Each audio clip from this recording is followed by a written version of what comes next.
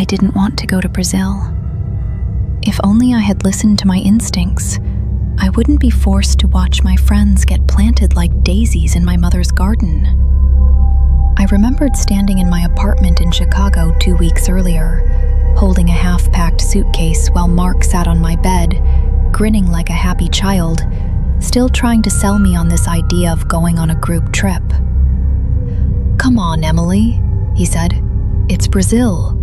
It's not like I'm dragging you into a swamp." "Yes," I retorted.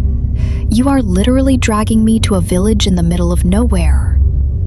"A beautiful village in the middle of nowhere," he corrected, "with one of the most famous gardens in all of South America." As reluctant as I was, those images he showed me of the garden online were breathtaking. They seemed almost too good to be true. That was how the trap worked. Everyone who survived long enough to speak about the garden called it beautiful. But that beauty was a death sentence. When we finally arrived in Brazil, the journey to the garden alone was worth the cost of the tickets. The road into the village wound through green mountains wrapped in mist. The hills were thick with jungle, so lush and wet that the trees seemed to press against the windows of the van as we climbed higher and higher into the mountains. Rain had fallen earlier that morning, and everything smelled clean and earthy. Wet leaves, mud, flowers, and something sweet I couldn't name. Our guide, Paulo, drove with one hand on the wheel and spoke cheerfully over his shoulder.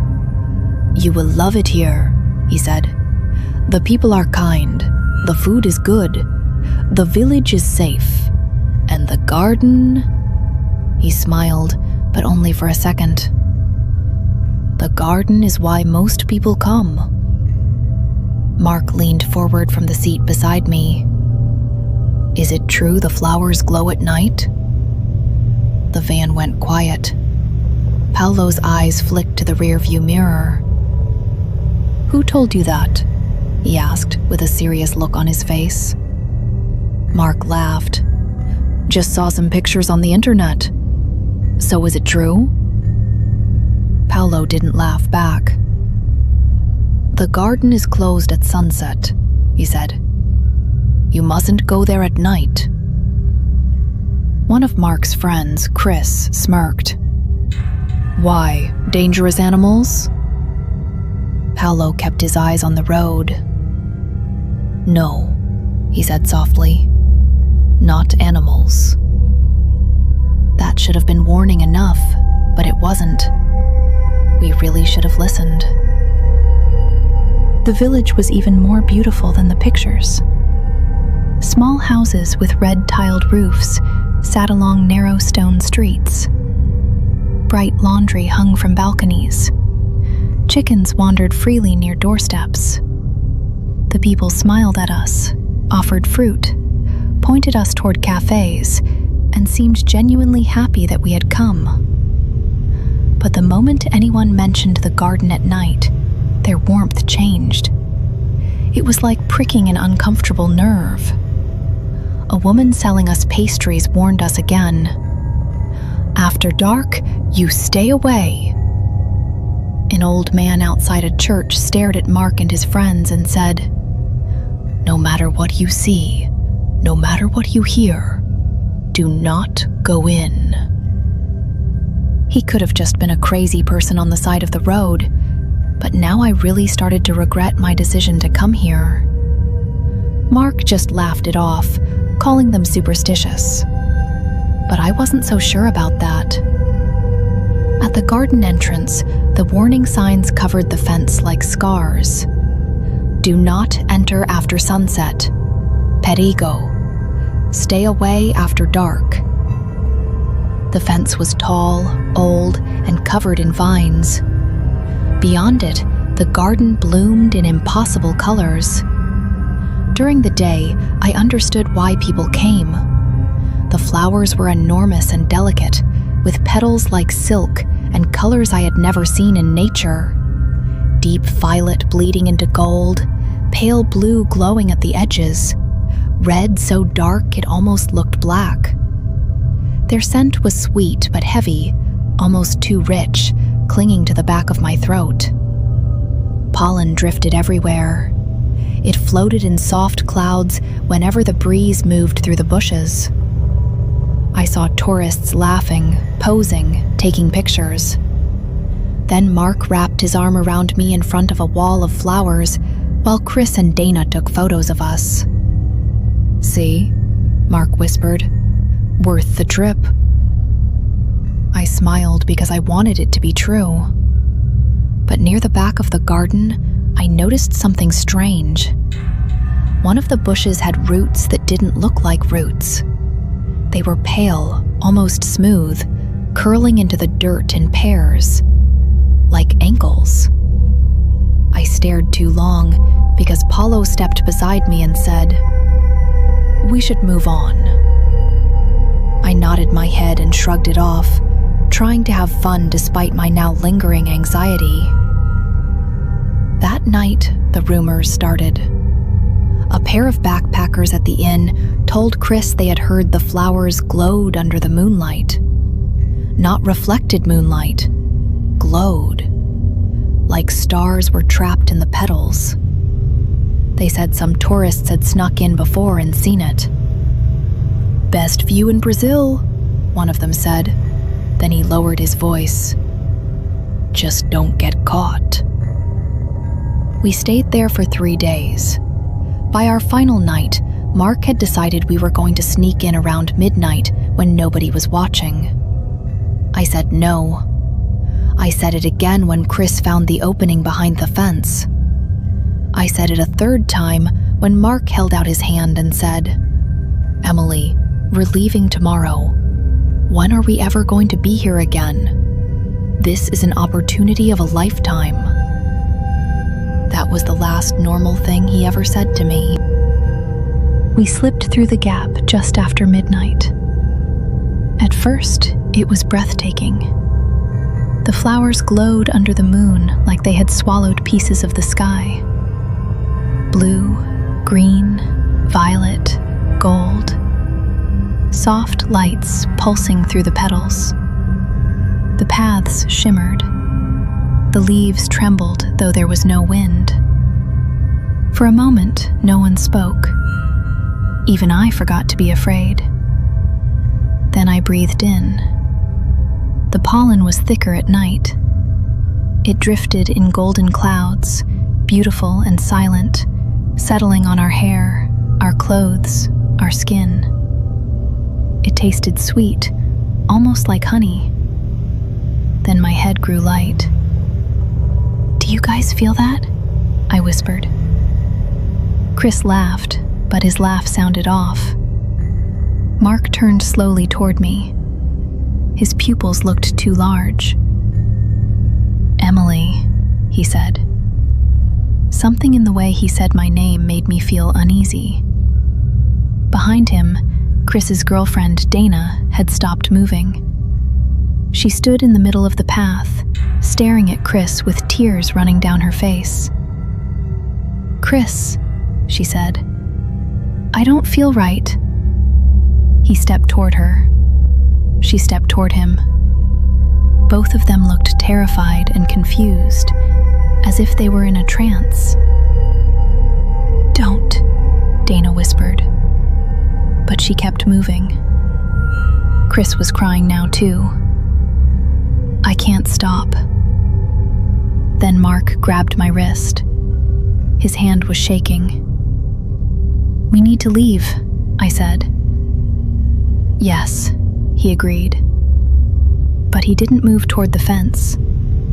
Instead, he moved closer to me. I pulled away, panic rising sharp in my chest. "Mark, stop!" I shouted. "I'm trying," he replied, with that same look in his eyes as the others, like he was being controlled by something we couldn't understand. That was when Dana screamed. She and Chris had reached each other near a cluster of glowing white flowers. Their bodies locked together as if invisible cords had pulled them tight. Dana's scream was cut off when their lips met. Then the flowers around them opened, all at once. A cloud of golden pollen burst upward and swallowed them. Their bodies stiffened. Dana's fingers clawed at his back. Then something moved beneath their skin.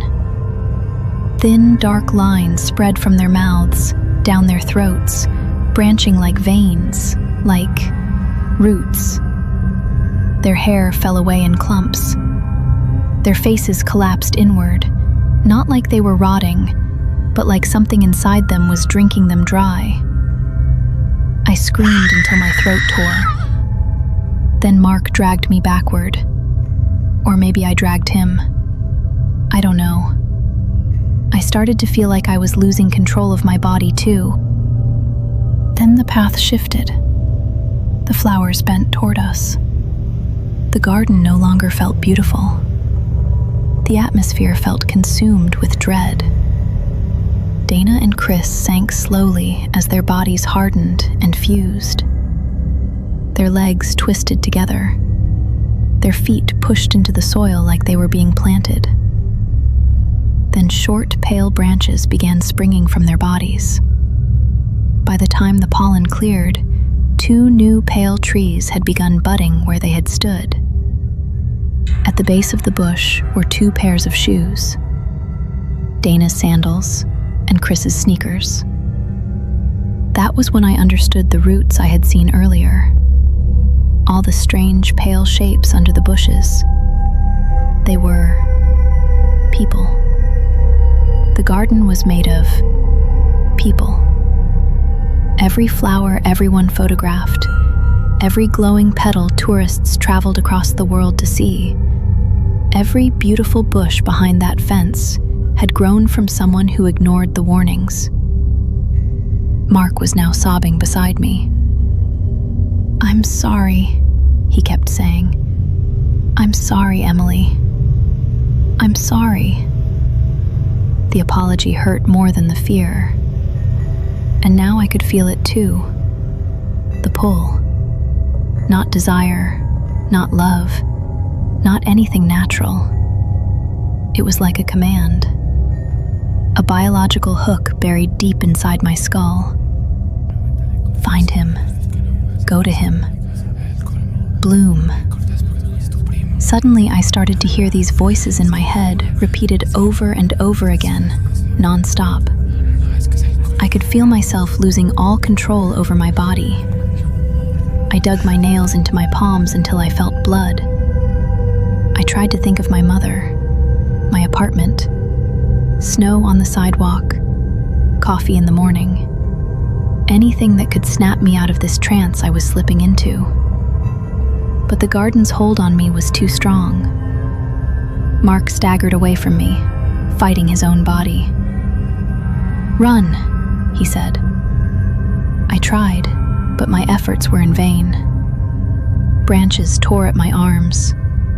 Flowers brushed my cheeks like soft hands. The path twisted where it should have gone straight. The fence appeared between the bushes, then vanished behind glowing leaves. I felt like I was on an acid trip. I couldn't tell if the space was actually warping around me, or if it was all in my head. A side effect of the pollen coursing through my veins. Then, I could hear Mark's friends' voices, whispering in my ears, urging me to turn back, to join them. Their voices rose, broke, then disappeared into the wet rustle of the moonlit flowers. By some miracle, I reached the back fence and saw the hole. Freedom! My heart raced with excitement, with hope of survival. Then, just 10 feet away from my salvation, my legs just stopped, dead in its tracks. I fell to my knees in the dirt. The pollen glittered around me like fireflies. Then Mark emerged from the glowing haze. He was shaking violently, his face wet with tears, his hands clenched so hard his knuckles were white. "Emily," he whispered. I wanted to run away, but my body was already crawling toward him. He slowly walked toward me, both of us crying, both of us begging our bodies to listen, to run away. The flowers around us began to open. The air turned golden with that sweet, terrifying pollen. And in that final moment, just before the garden consumed us both, I looked past Mark and saw the bushes swaying in the moonlight. They were so beautiful. That was perhaps the cruelest part. As my skin hardened and my feet pushed into the soil, as my thoughts thinned and scattered like pollen in the dark, I understood why people kept coming. Why so many people travel thousands of miles just to get a glimpse of this garden in the middle of nowhere. It's because it's so darn beautiful. And tomorrow, when the villagers wake and the gates open, when the tourists walk the paths with cameras and wide eyes, they will see us. They will smile, and they will say, "We are beautiful too."